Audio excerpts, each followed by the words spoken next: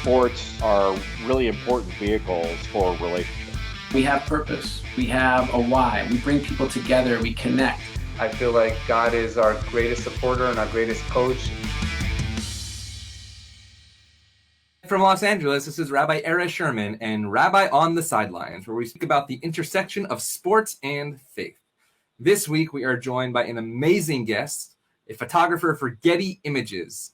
She has photographed every major event in the world, from the World Cup to the Super Bowl, from the World Series to the NBA Finals to the Stanley Cup Finals, to the US Open, which will be happening just in a couple of days. Fresh off of the Olympics in Tokyo, 28 days there, we are proud and so thrilled to welcome Elsa Garrison from Getty Images. Elsa, it's so great to have you. Thanks for being here. Thanks for having me. This is awesome. Well, this is awesome to not just hear from you, but a little later I'll show some images and maybe you can walk us through how you either decide to get those images and really what we see, not during the play, but actually after the play. So we've spoken to a lot of broadcasters over this past year on Rabbi on the Sidelines. We've spoken to athletes, coaches, but we really haven't spoken to the people that capture those images. So what drew you to, number one, photography, but actually sports photography in specific, as opposed to any other thing that you could capture in this world?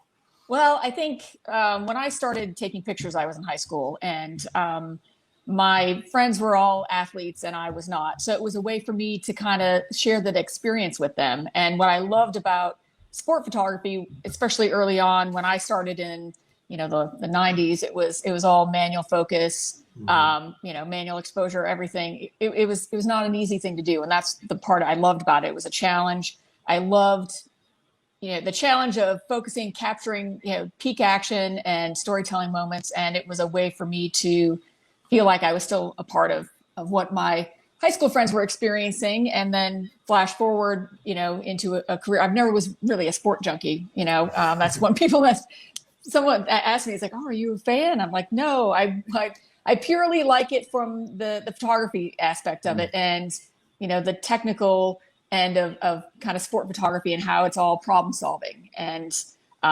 because every venue is different, every situation's different. And as a photographer, I need to kind of solve those problems and figure it out. So how am I going to make images that represent the history of this game? And that's what the biggest thing I love about my job. So I love how you use the word storytelling. In my profession, I use words to tell, and here you use a camera. So number one, what is that difference, for instance, from the days where you had to develop the film as opposed to the time now where I guess you can, look at the image digitally, delete, etc. Like, how has that changed is there more leeway? Is it a tighter window? What does that look like? So when I first started, I actually traveled around with a darkroom kit, and I had a changing bag, and I'm sure I cooked a lot of film because it was, so I'd have like a Dev Tech, which was this device that kind of kept the water at a constant temperature. I used a hair dryer to dry my film, which is probably not a good thing to do, but all I needed was running water. I had a changing bag. I didn't need a light, tight room. And, I had a film scanner. So I'm carrying less side equipment, which allows me to carry more camera equipment, I guess. But the way the business has changed from doing film versus digital, I feel like now, when I first started, example would be a baseball game. So I'd shoot a 7:00 baseball game. Well, most newspaper deadlines were around 8:30, at least on the East. So you're trying to hit those East Coast newspaper deadlines. And so that would mean shooting one or two innings of the game, have to go process film, scan it, what you could, and then make it back out for like the fifth inning and then wrap up the game. Now I'm constantly uploading images, and it's, so for example, tomorrow night I have a Mets game here in New York. And so I will shoot the first half inning and at the very least get images of the pitcher out, because you never know if the pitcher's going to have a great game or have a bad game. And either way, someone's going to be writing about him and talking about him. Any scoring that happens or any big plays that happen, I get out at the end of that first half inning. And so every half inning, I'm, ingesting cards, I'm, tagging images, cropping images, captioning them. It's just a constant workflow. And so what used to be at a film game, if I sent, 15 images, that was great. Now, if I don't get 15 images out in the first couple of innings, then there's something wrong. So it went from my entire game take of being 15 to 20 images on the wire post game versus now it's about 60. That's amazing. I mean, even, you type in Dodgers, Mets, and all of a sudden during the game, you're seeing these images, which is, fun for us as fans, but I can't imagine the workload and pressure that you're dealing with on the other side within the well. You said that for instance, you do portraits in spring training, but you also do these game shots. What makes a good sports photograph, right? And since you're doing these game shots, how do you know, or at least try to anticipate what will be that moment of, I'll show you in a couple of seconds, but the umpire doing safe or that slide into home plate? How do you anticipate being there at the exact millisecond that you have to be? So I think the more you cover a sport and the more you work a venue, the more you know its nuances and intricacies. And so obviously that helps me kind of anticipate or predict what a team's going to do. Because a lot of athletes kind of are creatures of habit, and baseball is definitely one of those sports where they're very methodical, kind of superstitious, a little bit. And, like pregame, you can see some guys like, okay, no one touches a player's bat. Like, there's all these superstition things that people follow. So, the more you work something, the more that you will understand it as a sport and kind of what the athletes will do. And so you just keep that in the back of your mind. I like to call, when I cover something, you're kind of like a manager, your game management. Mm-hmm. So, you decide, okay, I'm going to bring this set of lenses with me. I'm going to start shooting from here. And some venues you can move around, some places you cannot. So that's, you have to decide, okay, if I can't move around, how am I going to capture all these things that I'm going to need to capture during the game? And so for example, a baseball game, I shoot both starting pitchers. I often shoot action pictures of any of the other pitchers that come in the game. Obviously, follow the storylines. I'm checking Twitter throughout the game to see if there are things that are happening behind the scenes that I might not know about. I have the game cast on in the back of the room. I have like the MLB StatCast thing up as I'm going, just to see if there are any milestones. I often read game notes for each sport before I start shooting, just to see if there are any, milestones or records that are going to be broken at a particular game. So at least I'm aware of all that stuff in the background, and I can react accordingly when the opportunity presents itself. Well, it sounds like a sports junkie to me. Yeah. But at least doing the work, it's not just actually capturing that moment. And then any secrets, by the way, in the LA venues in terms of photography, whether it's Staples or Dodger Stadium, that the things that we don't see that you see when you're down there? The thing that I love about Staples is it's definitely very Hollywood, because it's all very theater lit. Like of all the NBA arenas that I've covered and hockey arenas like that, Staples has some of the best, available around. So everything looks great whenever you shoot from there, versus some arenas that might not be as well lit. But I think what's great is, fans are slowly coming back into the play, and that really adds to the atmosphere, and the players feed off of it. We all feed off of it. And so that helps your pictures. For me as a photographer, I'm looking for ways to tell the story of the game, whether it's through peak action or reaction. And what I'm looking for when I'm shooting is, do I want a scene setting picture where I'm shooting something maybe a little bit wider so you can kind of see the environment? Or am I focusing really tightly on the action of what those players are doing, looking at the shapes of their body? Like, are they making something sort of interesting and creative that is going to catch someone's eye and lead them into maybe reading more about what happened on that game? Or a reaction picture, a celebration, dejection, all those things, can relate the casual viewer to oh, okay, there's a human element here. And, this person is really celebrating a great athletic feat, or is really just devastated after training for all this time and to come short in the end. So those are the kind of the story telling pictures I'm looking for. I think today what has changed in about the way that photography is consumed, it's there's just never enough. I feel like there's so many different ways that you can consume things, whether it's on social media with Twitter and Instagram, or if it's in image galleries on sports sites. You can never shoot too much, I feel like. But when I'm thinking about where images are going to play, I think if it's going to be on a mobile device, I like to shoot a little bit tighter, so then more of the person's kind of face fills the frame. So you can really feel that impact and feel like you're really there with them in that moment, whether they're going up for a dunk or whether they've hit a home run or a grand slam, any of that. So that's, as a photographer, as a visual journalist, that's how I'm approaching how I cover things. So 2 days ago was 8/24 in LA. It was actually Kobe Day. Any special Kobe moments that you had captured over your time as a photographer? So when I first started, I was living in Los Angeles, and I began my career at Getty Images. It was actually All Sport, was a photo agency that was acquired by Getty a few years later, but my time is counted with them.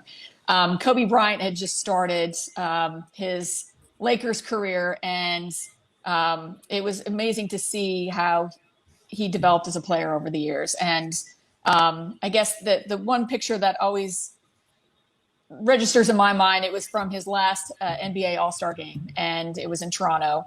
And if anyone who knows Kobe and his relationship with his daughter Gigi, and that she loves basketball, that she is always out there pregame with him during warm-ups. And so I shot this picture of them together that, after they both died, kind of got a lot of use again. But it was a really lovely moment of them just, he hugging his daughter, and just you could see how much, they loved each other, and it was really beautiful. I actually think I have that right here. Yep, there it is. Yeah, so that was at the All-Star game, correct? Yep, that was in Toronto. That was his last All-Star game. And so wow. Yeah, it was really cool. So I just always really admired their relationship, and or how close he was with his daughter. And it would have been really interesting to see, how she could have changed the game of women's basketball. I mean, it's, I think it's definitely sad, obviously, that they passed. Sure. But I remember during NBA finals that I've covered with them, when she was just a little tiny little kid, like she was always holding her, when they were up on the podium getting the trophies. And so take us through actually some of these people. So the Williams sisters, the U.S. Open will not have them for the first time, I believe, since 2003. I don't know if you remember that moment, or what you were capturing and what story that tells. So, when Serena is always, Serena's great. I love her athleticism, her grit, and she just, she sometimes can be her own worst enemy, I think, but she always plays really well at the U.S. Open, or, the U.S. Open is, I think, one of her favorite tournaments, and New York loves her. And I think sometimes Serena will get behind on the set, and she finds a way. And when she starts digging herself out and winning those points, she really celebrates, and she really lets it out. And that's what, as a photographer, I love that, because, great reaction moments are my favorite things to shoot. And I just feel like you have more of a connection than with an average, action shot. So I'm always looking for her, even after she wins a point. I always stay on her to react, or if she loses a point, she's always going to give me something that will illustrate a different side of the game, other than just serves, backhands, forehands. Well, I love what you said in an interview recently that I read about, it's not about the action, it's about the reaction. And for me, as a rabbi, that's actually what faith is about, right? It's not necessarily about the moment, but actually it's about what happens next and how you react to that moment that happened. So like, I love when I read that, you're like, I don't care about the final shot. I mean, obviously we do, right? Yeah. But like, what is that moment when the player's in tears on the bench, or when the person's hoisting the trophy because they hit that game winner? I absolutely love that. I feel like that's how you can make that connection with someone. It's like, it's one thing to look at a great action picture and say, oh, wow, that's a wonderful athletic feat. But you don't have, as a human being, a connection to how they're feeling at that moment until after that moment, when you see how they react to it. And then you're like, you can say, oh, I can feel that with them. So you spent 28 days in Tokyo. You spoke about fans, and obviously Tokyo had no fans. What was the Olympic experience there, and how did it compare to the Olympics that you've covered before, whether in Rio, winter, summer? Like, I mean, it happened. It was successful, but what was it like? It was definitely different, and it was a lot more restrictive, obviously. And so there weren't a lot of movement as far as us as photographers. We were kind of assigned to a certain venue for a good period of time. It wasn't like past Olympics where I could cover a wide variety of sports. So this one, I started off with fencing, and I was on fencing for the first 9 days. And so it was a little like Groundhog's Day. It's like, okay, get up in the morning, take the bus, But and like, what's your knowledge of fencing before the Olympics? None, actually. I didn't really have a lot of knowledge of fencing. So I did actually do kind of a feature picture story on a British fencer named Marcus Mepstead. He actually trained here in Brooklyn, and he was the only member of the GB team. Like, they didn't have a Great Britain, didn't have a fencing team. So he got the funding himself and, used Team GB to get to the Olympics. And so I followed him during his training, and it was amazing to me how hard those athletes train, and you wouldn't even know, you wouldn't even think about it. And I mean, he's working out like 6-7 hours a day, like and he has like a technical skills. He was doing endurance training, all these different things, and just to kind of see it all come together was really interesting. But he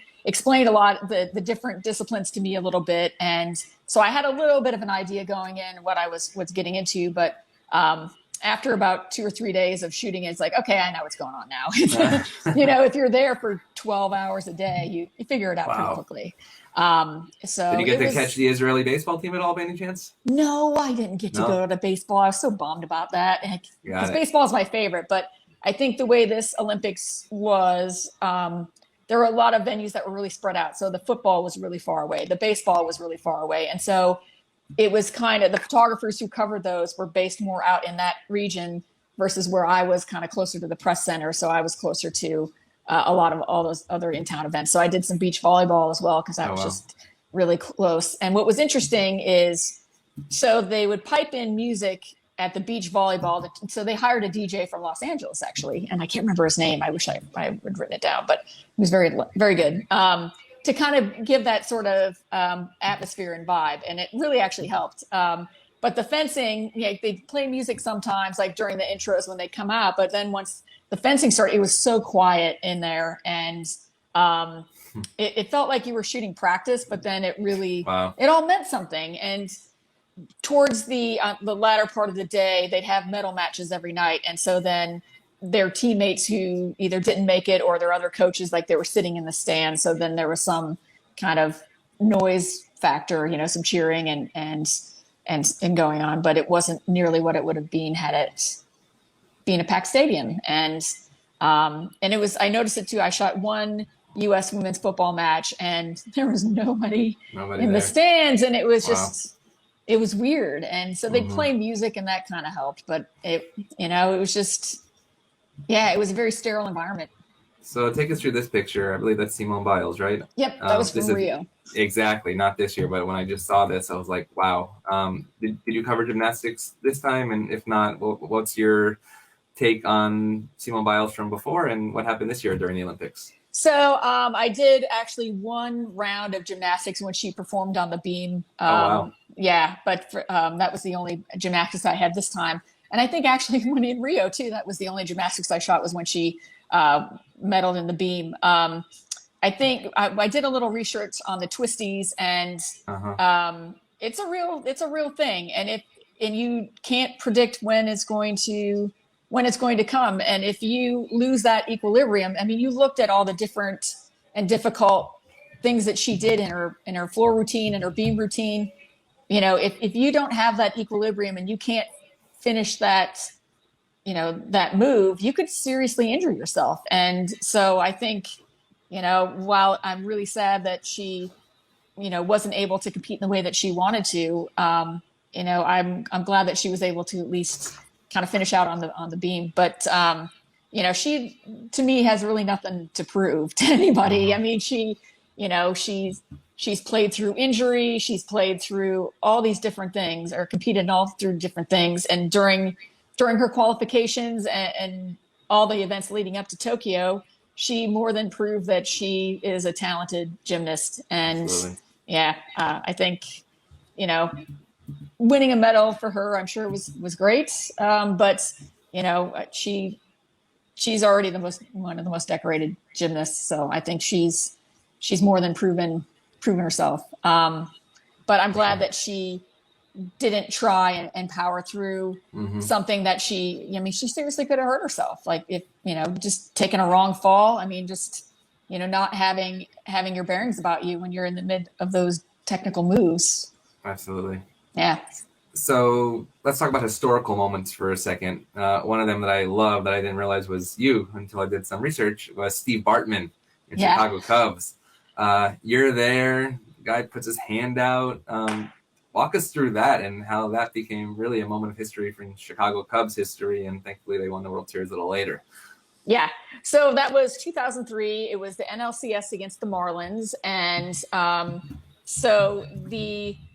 there was always this thing like you hear like the curse of the Billy Goat, and like the how they were cursed and all these different things that both the Cubs and the Red Sox had done prior to winning their drawing up their World Series droughts. I just remember seeing at Fenway Park, like, priests with like holy water coming by and like, then they'd like, they bring the goat or the Billy Goat to Wrigley before every season starts to try and like, get rid of all that, bad. We got some blessings here for the Clippers, so we'll see what happens. We'll see what happens.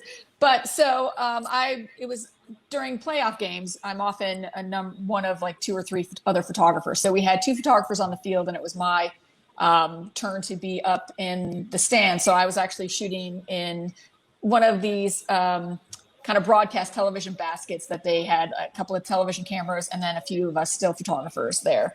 And so for me, I'm always, especially when you're in that position upstairs, I feel like as a photographer, my job is to really work on defense. And so, when you're working in that sort of environment with other photographers, typically the photographer that shoots from the first base side is focused on offense. And, as is the third, both the field level photographers are typically focused on offense. And so I feel like the elevated photographer focuses on defense. And I'm usually focused on my popcorn, but good. There you go. And so for me, when I'm shooting, especially baseball, the more you shoot, the more you kind of know where, if a batter is a puller or if they pull this way or that way or where they typically, hit.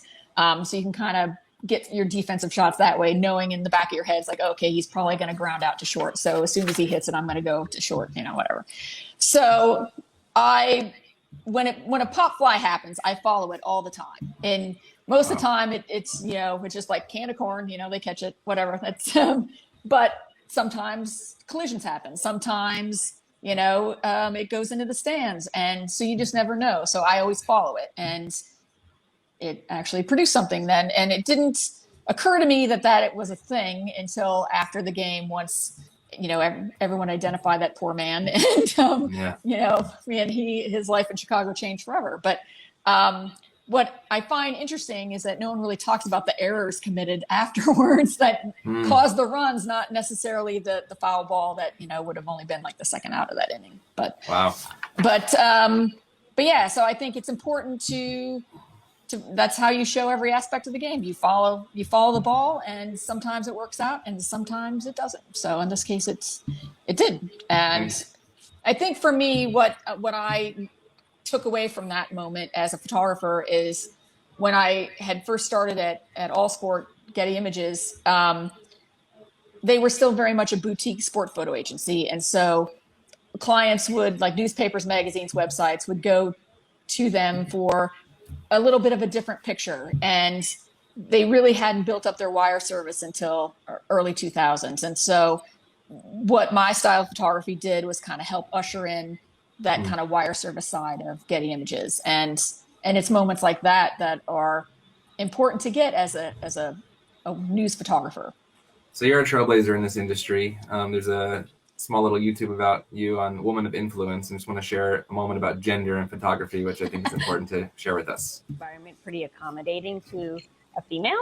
At first, I didn't really give it a lot of thought, and then I kind of was looking around. I'm like, oh, okay, I'm the only one on this sideline that's not a cheerleader, and I knew that going into it that I was going to have a different set of rules that I had to follow just because of being a woman, and that's all professional women know that that going into a work environment that, especially one that's male dominated, you have to play by their rules. And then after, a couple of months, I found myself, kind of turning into a dude, like the way I talked, like the way I dressed. I didn't want attention drawn to me because I was a woman. I wanted attention drawn to me because I was a good photographer and I had a solid work ethic. And so I tried very hard to bring that forward.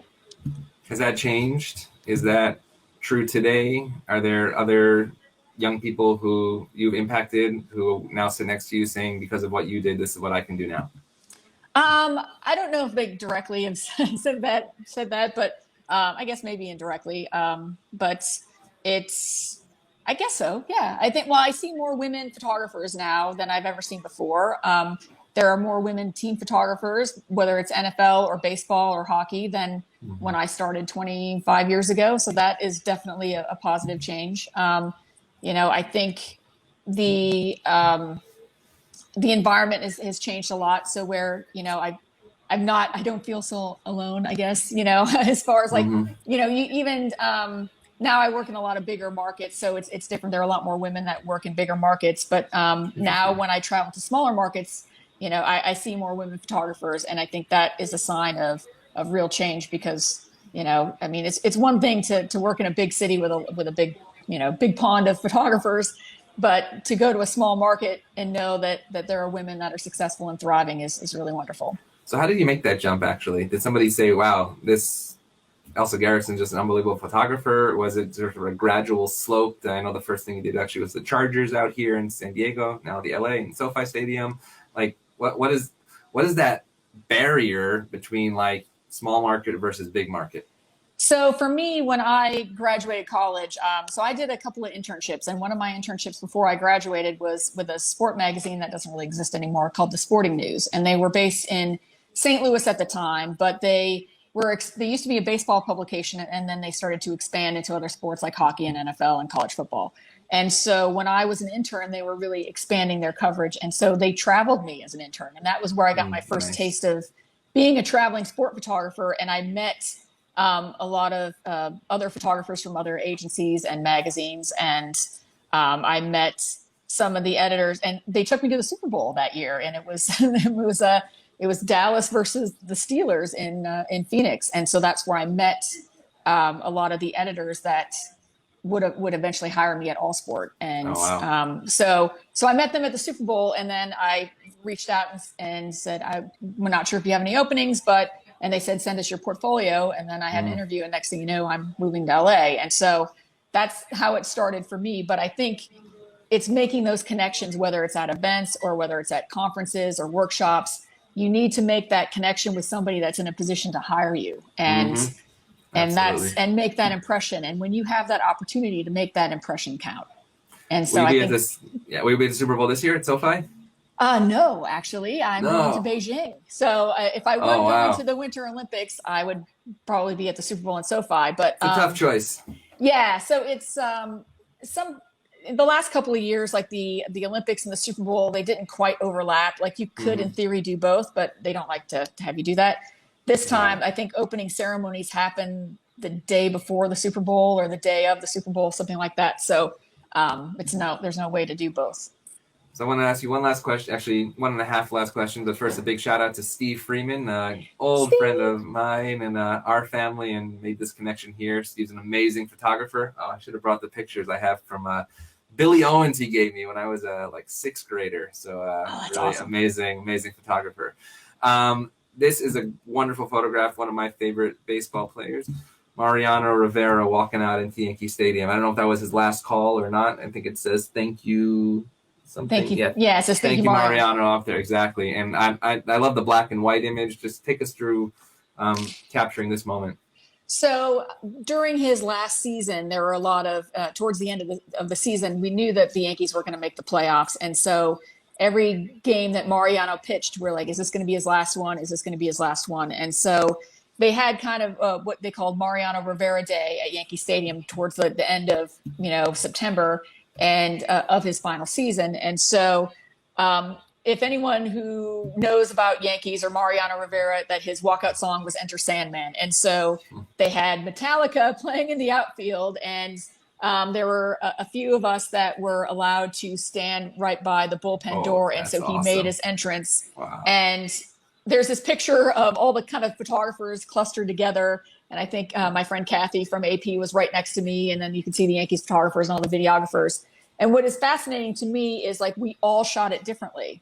And I was the only one that really went wide with it. And I just thought that what I wanted to show was like his view of coming out of his office. Basically, the bullpen is his office. He's coming out to work, like so. What I thought would be really fascinating was to, show that atmosphere, like that. This is one of those times where I felt like you needed to show Yankee Stadium, and it was great. It was a packed house, and it was perfect. And he is such a, if you've ever met him, worked with him, talked with him, he's such a quiet kind of guy, and like. And just the way that he just kind of waves to acknowledge the fans, like he's got his head down, it was classic him. And so I knew that after I had shot that, I was like, okay, I think I got something here. Yeah. Actually, he was on the team with the Columbus Clippers in AAA when I was in high school with him, Derek Jeter, Jorge Posada. And you get into those games in the Syracuse MacArthur Stadium, it was called, for like $3 sitting in the front row behind the dugout. It was, that's amazing. Yeah, we knew they were on their way. So for sure. Yeah. That's a good lineup. Yeah. Oh my gosh. It was amazing. So we used to joke that whenever Mariano would like celebrate the last out of a game, it'd be like, like he never really gave it up. Even like a World Series, he was kind of like, it was pretty subdued compared to other closing pitchers, but. For sure. And I know he actually is a man of faith. This is the question of this podcast. Is there faith in your work? And I don't mean by, on the field, absolutely. People cross themselves and, thank God after the game and before the game and everything like that. But I'm talking about the element of faith in yourself, belief in yourself that you're going to capture moments that needed to be captured for literally for history. Yes, actually, there is. I feel like now I have that faith and confidence that I know that I'm going to come away with something. And for me, there's always this thing as a still photographer is that, you don't really think about the pictures that you've gotten. You think about the ones you've missed. And the way that I think about it is like, okay, if I missed it, then it wasn't meant for me to have. And so, love that. That's how I approach it. There are some photographers that really beat themselves up for like, well, why didn't I go over to third, or why didn't I shoot this? And for me, I think about it's like if I were meant to have that picture, then I would have been in the right spot to get it. So then that's how I let that go and think, okay, but I have all these other things that I have gotten. So that was what I was supposed to get. So that was what I was meant to do. I love what you said in terms of storytelling. You often don't think of a photographer as a storyteller, and I love that and also the moment, capturing the moment after. I mean, to me, those are the moments that us, as we are about to celebrate our high holidays in our Jewish tradition, often people, we call our high holy days the Super Bowl or the World Series, but I don't think people often point to the fact that it's not about that moment. It's actually about what you do when you walk out of the synagogue, when you walk out of the stadium. What picture, and I might quote you during my sermons this year, what picture do you want to share with the world when you walk out of your spiritual sacred home? So Elsa, I want to thank you. We hope that you will follow Elsa Garrison. You can follow her on social media. You can also, I love seeing those bylines. It just says Elsa, right? That's what I saw. Yeah, so Getty Images, if you see Elsa, you've heard it here right on Rabbi on the Sidelines. Thank you so much for joining us, and we look forward to welcoming you to LA shortly. Have a great day. Thanks, you too.